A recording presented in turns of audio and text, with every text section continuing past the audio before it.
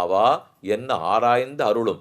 Haha, இந்த குழந்தைகளை இத்தனை நேரமாக நாம் அவ்வளோ தூரம் நம்மளை கிடைக்காம தவிக்க விட்டுட்டோம்.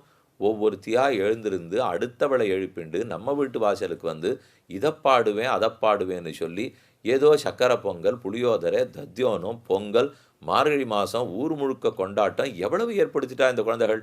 இது வரைக்குமா நம்ம தூங்கி போயிட்டோம் அப்படின்னு திடுக்கிட்டு எழுந்திருப்பான் பெருமாள். ஹாஹா, இப்படி ஒன்று தெரியவே தெரியாது எனக்கு இப்போ நடந்துடுதா என்று ஆராய்ந்து உடனே விஸ்வக்சேனர் கூப்பிடுறார், கருடனை கூப்பிடுறார், ஆதிசேகனை கூப்பிடுறார். ஒத்துன்னு சொல்லவே இல்லையே நமக்கு நீங்கள் இவ்வளோ பெரிய கோலாகல உற்சவம் ஊர் முழுக்க நடக்கிறதுனால் அப்படின்னு ஆராய்ச்சி பண்ணி எல்லாரோடையும் பேசி வாங்கோன்னு கொடுத்துட்டு வரோம்.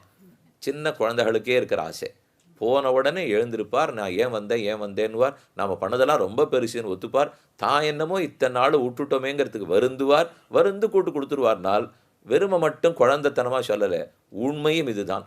தான் வரலையே இத்தனை நாள் கொடுக்காத போயிட்டோமேன்னு பெருமாள் நொந்து கொள்ளுகிறார். எப்போது?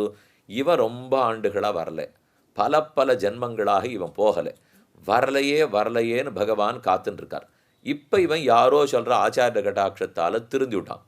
போகிறான், இறைவா நீதாராய் பறை சரணம்னு சொல்லிட்டான். அப்போ அவர் முகத்தில் ஒரு பரபரப்பு வந்து பக்கத்தில் இருக்கிற ஸ்ரீதேவி பூதேவி எல்லாம் பார்த்து, இத்தனை நாள் இவன் வராது இருந்திருக்கானே, நான் தான் விட்டுட்டேனோ அப்படின்னு தங்கட்டத்தான் தப்ப வச்சுப்பறாமே தவிர இவன் வரலேங்கிறத சொல்லிடவே மாட்டாராம். வராத வரைக்கும் வரலையே வரலையேன்னு குற்றம் சொல்கிறார்.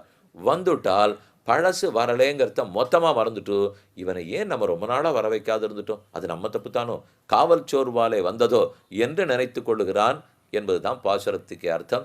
ஆஹா என்ன ஆராய்ந்து அருள்வார் வா என்று கோதுகலமுடைய பாவையை கூப்பிட்டது இன்றைய பாசுரம்.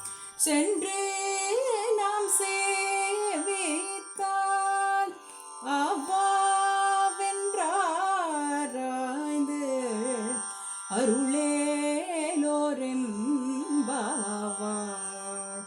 அவாவென்றாராய்ந்து அருளேலோரெம்பாவாய்.